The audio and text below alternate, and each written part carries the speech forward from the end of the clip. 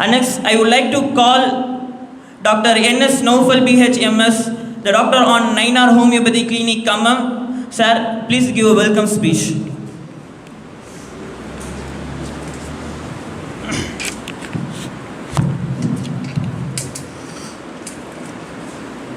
எல்லா புகழும் இறைவனுக்கு.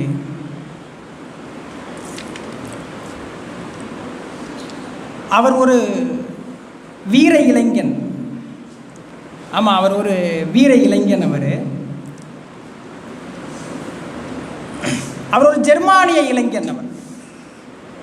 அவர் ஒரு வீர இளைஞர். அவர் ஒரு ஜெர்மானிய இளைஞர். அவர் எம்பிபிஎஸ் எம்டி என்று தன்னுடைய படிப்பை மருத்துவ உயர் படிப்பாக மாற்றிக்கொண்டு இந்த சமூகத்திற்கு ஏதாவது செய்துவிட மாட்டோமா என்ற ஏக்கத்தோடு வெளிவந்த அந்த இளைஞன் மருத்துவத்தில் நடக்கிற பல பிரச்சனைகளை, மருத்துவத்தில் நடக்கிற கொடுமைகளை கண்டு மிரண்டு போகிறான்.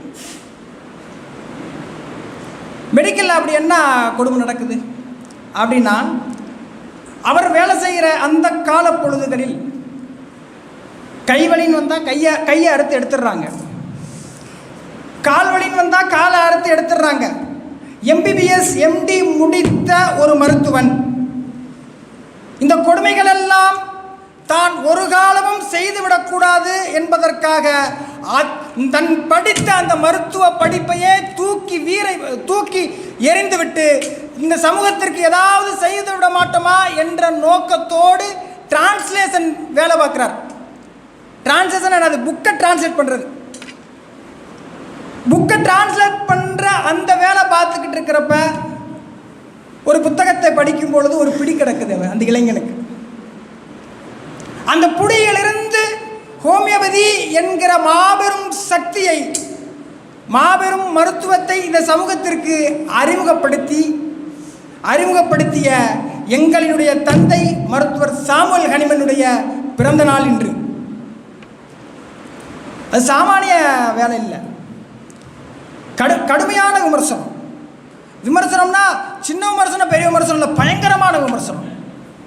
அது எப்படிப்பட்ட விமர்சனம் தெரியுமா? அந்த ஹோமியோபதி வளர்ந்து வர்றதுக்கு எவ்வளவு விமர்சனங்களை அவர் சந்திச்சிருக்காரு அப்படின்னா அது வாயில் சொல்லி முடிக்க முடியாது. அவ்வளவு கடுமையான விமர்சனங்கள். போய் பேட்டி எடுக்கிறாங்க அனிமன்ட்ட. சார் பயங்கரமான விமர்சனம் வருது சார், என்ன இவ்வளவு கடுமையான விமர்சனங்களை எப்படி ஃபேஸ் பண்ணுறீங்க, எதுவும் ரிப்ளை பண்ண மாட்டீங்களே, பதில் சொல்ல மாட்டீங்களே அப்படின்னு கேட்டது ஹனிமன் இதழ்பா சொல்லிட்டு போனாராம். இதுக்கெல்லாம் பதில் சொல்லிக்கிட்டு தான் என்னுடைய வேலை யார் பார்க்குறது? ஹனிமன் சொன்ன வார்த்தை. விமர்சனங்கள் அந்த கட்சிக்காரன் சொல்கிறான்ல, அந்த கட்சியை அந்த மாதிரி விமர்சனம் இல்லை. விமர்சனம் எந்த அளவுக்கு இருந்துச்சு அப்படின்னா, ஹோமியோபதியினுடைய நெகட்டிவிட்டி, தவறான விஷயங்களை பரப்புவதற்கென்றே சில மருத்துவர்கள் நியமனம் செஞ்சாங்க. அவருக்கு என்ன வேலை? அவர் மெடிக்கல் படித்து முடிச்சுட்டு ஹோமியோபதி ஆராய்ச்சி பண்ணிட்டு இருந்தார். எதுக்காக? தவறு சொல்கிறதுக்காக. அப்படி தான் ஒருத்தர், அவர் பேர் கான்ஸ்டன்டின் ஹெரிங் அப்படின்னு பேர். அவர் பேர் கான்ஸ்டன்டின் ஹெரிங் அப்படின்னு பேர். அவர் எதுக்காக பணி நிமித்துறாங்க? ஹோமியோபதியை பற்றி தவறான விஷயத்தை பரப்பணும், தப்பான விஷயங்களை பரப்பி அந்த சிஸ்டத்தை ஒன்றும் இல்லாமல் பண்ணணும். ஏன்னா அந்த சிஸ்டம் வந்துச்சுன்னா மற்ற சிஸ்டங்களை வளர்த்தெடுக்க முடியாது. மருத்துவர்கள் யோசித்த அந்த காலகட்டங்களில் யோசித்த சிந்தனை. அப்படிமா கான்ஸ்டன்டின் ஹெரிங்க அதுக்காக தான் நியமிக்கிறாங்க. நீ தப்பானதை ஹோமியோபதியில் இருக்கிற தவறான விஷயங்களை சேகரிக்கணும் அப்படின்னு கான்ஸ்டன்டின் நிர்ணயிக்கப்படுறார். 3 வருஷம், கிட்டத்தட்ட 3 வருஷம், அதோடைய 3 வருஷத்துக்கு மேலேயே நெகட்டிவிட்டியை ஃபுல்லாக எடுக்கிறார் கான்ஸ்டன்டின் ஹெரிங். ஹோமியோபதியில் என்ன தவறான விஷயம் இருக்குது, ஹோமியோபதியில் என்னென்ன தப்பு நடக்குது எல்லாத்தையும் திரட்ட ஆரம்பி 3 வருஷம் கழித்து கான்ஸ்டன்டின் ஹெரிங் ஒரு சர்ஜரி பண்ணும்போது தன்னுடைய கை அறுத்துருது. கான்ஸ்டன்டின் ஹெரிங்க்கு கை அறுத்து போனோன்னே பல மருந்துகள் சாப்பிட்டு பார்க்குறாரு. அந்த கையில் அறுத்த காயம் ஆடுறதுக்காக எவ்வளவோ மெடிசின்ஸ் எடுத்து பார்க்குறாரு. எதுவுமே சரி ஆகலை.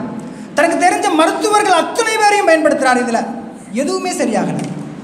கடைசி இந்த 3 வருஷம் அவர் அந்த நெகட்டிவிட்டி சேர்த்துருந்தார் இல்லையா ஹோமியோபதியை பற்றி, அந்த நெகட்டிவிட்டியில் இருந்து ஹோமியோபதியினுடைய மருந்தை எடுத்து சாப்பிட்றாரு. அது சரியாக போகுது. அது சும்மா சரியாகலை, அவருக்கு வெறும் அதை விட்டு விட்டு விட்டு முயற்சி பண்ணி கேங்க்ரீனாக ஃபார்ம் ஆயிடுச்சு. கேங்க்ரீன்னா என்ன அப்படின்னா செல் டெத்து. எனக்குள்ள கருப்பாக மாறுற அழுகி போச்சு கையை. அந்த அழுகுன விஷயத்தை கூட ஹோமியோபதி நெகட்டிவிட்டியாக அவர் தேடும் பொழுது அது சரி பண்ணி காமிச்சிச்சு ஹோமியோபதி. உடனே இந்த தவறான விஷயங்களை திரட்ட வந்த கான்ஸ்டன்டின் கெரிங் ஒரு முடிவெடுக்கிறார். ஹோமியோபதியில் யாராலையும் ப்ரூவ் பண்ணுவதற்கே மிக சிரமமாக உள்ள மெடிசன் லாக்கசிஸ். லாக்கசிஸ்னா என்ன? பாம்போட விஷத்திலிருந்து எடுக்கிற மாத்திரை. ஹோமியோபதியினுடைய ப்ரூவிங் எப்படி இருக்கும்னா, மற்ற மருத்துவ முறைகள் மாதிரி இப்போ எலிக்கு கொடுக்குறது இல்லை. இப்போ எலிக்கு கொடுக்க மாட்டாங்க, தான் சாப்பிட்டு பார்ப்பாங்க. எல்லா மருந்தையும் தான் சாப்பிட்டு பார்த்து தனக்கு என்ன வேலை செய்யுதுன்னு பார்த்து நோயாளி கொடுக்குறது தான் ஹோமியோபதி. அப்படி தான் ப்ரூவ் பண்ணுவாங்க. அப்போ பாம்போட விஷத்தில் இருக்கிற அந்த ஸ்பெசிமனை எடுத்து தான் சாப்பிடணும். அப்போ அதுக்கு யார் கொண்டு வருவா? ஒரு ஹோமியோபதியை நெகட்டிவாக சொல்ல வந்த ஒரு ஆள் அதற்கு முன் வராரு. ரொம்ப முக்கியமான மருந்து ஹோமியோபதியில் லாக்கசிஸ் அப்படின்றது. அந்த மருந்தை எடுத்து தனக்கு கொடுத்து தன்னை சாப்பிட்டு தனக்கு என்னென்ன சிம்டம்லாம் காமிக்குதோ அதையெல்லாம் எடுத்து ஒரு மெடிசின்னு எழுதி வைக்கிறார் லாக்கசிஸ். கிட்டத்தட்ட அந்த கான்ஸ்டன்டின் கெரிங் 75 மாத்திரைகளை கண்டுபிடிச்சிருக்காரு, ப்ரூவ் பண்ணியிருக்காரு ஹோமியோபதி. அந்த அளவுக்கான தாக்கத்தை இங்கே கொடுத்துட்ருக்கு. அந்த தாக்கம் அந்த அளவுக்கு இருக்குது.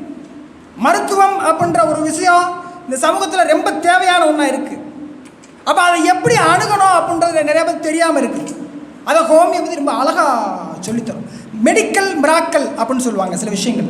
மெடிக்கல் மிராக்கல், அந்த மெடிக்கல் மிராக்கல் அப்படின்னு சொல்லக்கூடிய சில விஷயங்களை அவ்வளவு அழகாக எடுத்து கொடுக்கும். ஒரு அழகான இலக்கியம் ஹோமியோபதி உள்ளே படுத்தோம்னா.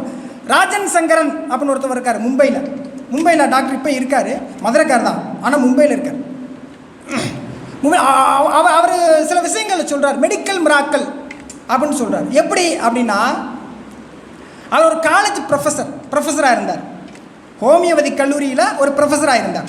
அவர் ப்ரொஃபஸராக இருக்கிற அந்த கல்லூரியில் கேண்டீனில் ஒரு சின்ன பையன் வேலை பார்க்குறான். அந்த கேண்டீனில் ஒரு சின்ன பையன் வேலை பார்க்குறான். அந்த பையனுக்கு வயசு 8. அந்த பையன் என்ன பண்ணுவான், அந்த காலேஜில் ஸ்டூடெண்ட்ஸ்லாம் இருப்பாங்க இல்லையா, அவங்களாம் என்ன பண்ணுவாங்க, அந்த கேண்டீனுக்கு போகும்போதெல்லாம் இந்த பையன் சந்தோஷப்படுத்துவானா. எனக்கு பேச வராது, ஆனால் சைகைகள் மூலமாக டான்ஸ் ஆடி அந்த எல்லாத்தையும் சந்தோஷப்படுத்துறது இவனுடைய வழக்கம். அப்போ அந்த மாதிரி சந்தோஷப்படுத்தும் போது அந்த ஸ்டூடெண்ட்ஸ்லாம் சேர்ந்து ஒரு முடிவெடுக்கிறாங்க. என்ன முடிவெடுக்கிறாங்கன்னா, எவ்வளவோ நோயாளிகளை நம்ம சரி பண்ணுறோம், எவ்வளோ பேரை சரி பண்ணுறோம் நம்ம, அப்போ ஏன் இதை சரி பண்ண முடியாது? ஊமையை ஒரு முயற்சி பண்ணி பார்க்கலாமே, ஏன் சரி பண்ண முடியாது? ஹோமியோபதியை நம்மளால் முடியாதுன்னு என்ன இருக்குது? அது பிறவி ஊமை ஏன் முடியாது? அப்படி முடியாதுன்னு நமக்கு என்ன இருக்குது அப்படின்னு சொல்லிட்டு அந்த பையனுக்கு கேஸ் டேக்கிங் எடுக்கிறாங்க. கேஸ் டேக்கினா அவருக்கு எப்படி ஊமையானன்றதை ஃபுல்லாக அந்த பையன்கிட்ட கேட்கலாம். அவன் ஊமை, அவன் சைகளில் சொல்ல ஆரம்பிக்கிறான். 8 வயசு பையன் அவ்வளோ மெச்சூரிட்டியாக சொல்ல ஆரம்பிக்கிறான். என்ன சொல்கிறான் தெரியுமா? தனக்கு 5 வயசாக இருக்கும் பொழுது தனக்கு பேச்சை சொல்லி கொடுத்த அம்மா இறந்து போயிடுறான் 5 வயசில். அப்போ பேச்ச நல்லா பேச ஆரம்பிக்கிற அந்த 5 வயசில் அம்மா இறந்து போன அதிர்ச்சியில் பாதி பேச்சு அவனுக்கு இல்லாமல் போயிடுது. அம்மா சொல்லி கொடுத்த வார்த்தைகள் எல்லாம் மறக்க ஆரம்பிக்கிறான். சரி, ஓகே, வாழ்க்கை இப்படி போகுது, அப்படியாவது போயிடும் அப்படின்னு நினச்சிக்கிட்டு இருக்கும்போது தகப்பன் குடிகாரன். அந்த அந்த குழந்தை தூங்கிக்கிட்டு இருக்கும் பொழுது இவன் குடிச்சு போட்டு அந்த குழந்தையை தூக்கி ஒரு ட்ரெயினில் ஏற்றி விட்டுறான், ஒரு ட்ரெயினில் வச்சு விட்டுறான். அந்த குழந்தை தூங்கிக்கிட்டே இருக்கு. அந்த குழந்தை முழிச்சு பார்த்தா மும்பையில் இறங்கு. தெரியாத பாஷை, தெரியாத இடம், புது முகம், என்ன செய்வதுனே தெரியாமல் அப்படி அந்த குழந்தை அதிர்ச்சியில் முழுமையாக தன்னுடைய பேச்சுனா என்னானே தெரியாமல் போயிடுச்சு. மும்பையில் அந்த குழந்தை பிச்சை எடுக்குது. மும்பையில் அந்த குழந்தை பிச்சை எடுத்துக்கிட்டு இருக்கு. மும்பையில் அந்த பிச்சை எடுக்கிறத பார்த்த ஒரு நல்ல மனுஷன் கூட்டு போய் ஹோமியோபதி கேண்டீனில் சேர்த்து விட்டுருக்காரு வேலைக்கு. இதுதான் லைஃப் ஹிஸ்ட்ரி, அந்த குழந்தையோட லைஃப் ஹிஸ்ட்ரி. ஆனால் ஆக மொத்தம் அந்த குழந்தை என்ன செய்யலை, இந்த காலேஜில் பேசுகிறவங்க பேச்சை கேட்டிருக்கு. ஆனால் இந்த குழந்தை ஒரு வாரத்தை கூட இது வரைக்கும் பேசுனதே கிடையாது. அந்த சூழ்நிலை இந்த கேஸ் டேக்கிங் எடுத்துகிட்டு ஹோமியோபதி மருந்தை கொடுக்க ஆரம்பிக்கிறாங்க மாணவர்கள். பெரிய நிறைய ப்ரொஃபஸர்லாம் கன்சல்ட் பண்ணி கொடுக்க ஆரம்பிக்கிறாங்க. கொடுக்க ஆரம்பித்தா கிட்டத்தட்ட கொடுத்து ஒரு 3 மாதம் 4 மாத காலத்தில் அந்த குழந்தை என்ன பண்ணுன்னா, விளாண்டுக்கிட்டு இருக்கும்போது 8 வயசு பையன் மரத்து மேலே ஏறி விளாண்டுட்டு இருக்கான். தெரியாமல் கீழே விழுந்துடான் மரத்துலேருந்து. மரத்துக்கு கீழே போகும்போது அந்த அதிர்ச்சியில் அம்மா அப்படின்னு கத்துறான். அன்னிலிருந்து அவனுக்கு பேச்சு வந்துருக்கு. இது வந்து ராஜன் சங்கரன் சொல்றது மெடிக்கல் மிராக்கல் அப்படின்றார். பிறவி ஊமைகளை சரி பண்ணுவது என்பதே நான் படித்ததில்லை இது வரைக்கும். பிறவி ஊமைகளை எப்படி சரி பண்ண முடியும்? நான் படித்ததில்லை. அவர் பதிவு செய்கிறார், தான் இருந்த கல்லூரியில் இப்படி ஒரு சம்பவம் நடந்தது என்று மும்பையைச் சேர்ந்த மதுரையை பூர்வீகமாக கொண்ட டாக்டர் ராஜன் சங்கரன் பதிவு செய்கிறார். அப்போ அந்த அளவிற்கான தாக்கத்தை இது விதைக்குது. நம்ம என்ன பண்ணுறோம் தெரியுமா? நம்ம இயல்பாக என்ன பண்ணுறோம் தெரியுமா? நமக்கு இருக்க அறிவை பார்த்தீங்களா? நம்மளாம் ஒரு மிகப்பெரிய அறிவாளிகள் இல்லையா? ஆகச்சிறந்த அறிவாளிகள். நம்ம என்ன பண்ணுவோம், ஒரு டாக்டரை சொல்லுவார், இப்போ இதில் சைடு எஃபெக்ட் இருப்பாங்க. எப்படி சொல்லுவார் தெரியுமா? போனால் கால் வலிக்குதுங்க அப்படின்னு ஒரு டாக்டர்கிட்ட போனால் என்ன செய்வார் தெரியுமா? வலி மாத்திரை கொடுப்பார். வலி மாத்திரை கொடுத்துட்டு அதோட என்ன செய்வார், இதை சாப்பிட்டா வவுறு வலி வருங்க, அதுக்கு ஒரு மாத்திரைன்னு கொடுப்பார். கால் வலியோடு சேர்ந்து அதை சாப்பிட்டா வவுறு வலி வந்துடும், அதுக்கு ஒரு மாத்திரை அப்படின்னு கொடுப்பார். போய் சுகருக்கு மாத்திரை கேட்குறீங்க, சுகர் மாத்திரையை சாப்பிட்டா B12 டிஃபிஷியன்சி வந்துடுமா? மாத்திரை சாப்பிட்டா B12 டிஃபிஷியன்சி வருமா? B12 டிஃபிஷியன்சிக்கு ஒரு மாத்திரை. அப்போ எதுக்கு நமக்கு வந்திருக்க நோய் என்ன?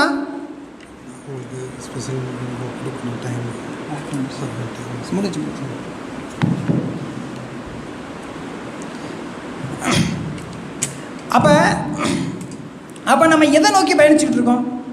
மாத்திரை எதுக்காக சாப்பிட்ணும்? என்ன நோக்கம் இருக்குது?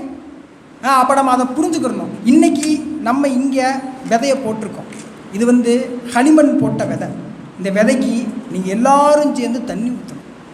அந்த விதை மறைஞ்சு மரமாக மாறி கிளைகளில் பலமாக பயனளிக்கும். அந்த பயன் எல்லோருக்குமானதாக இருக்கணும். கூடிய விரைவில் நோய்களற்ற கம்பம் அப்படின்ற மாறுற வரைக்கும் இது தொடரும் அப்படின்னு மட்டும் சொல்லிக்கிட்டு விடைபெறுகிறேன். நன்றி.